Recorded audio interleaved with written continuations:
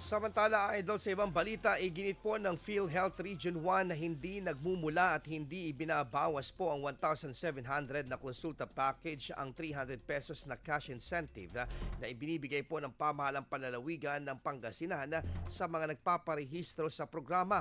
Ito ay matapos po ang kaliwat ka ng aligasyon na umano'y galing sa kaban ng Pangasinan ang cash incentive na ipinamimigay sa mga benepisyaryo sa ilalim ng localized konsulta program nagkikonsulta. Sa isang pahayag po, ipinaliwanag po ni PhilHealth Region 1 Regional Vice President Dennis Adre na ang 1,700 benefit package ng tanggapan ay halaga ng medical services tulad ng konsultasyon, basic laboratory test at libreng gamot mula po sa accredited facilities at hindi umano na ipapalit ito ng cash.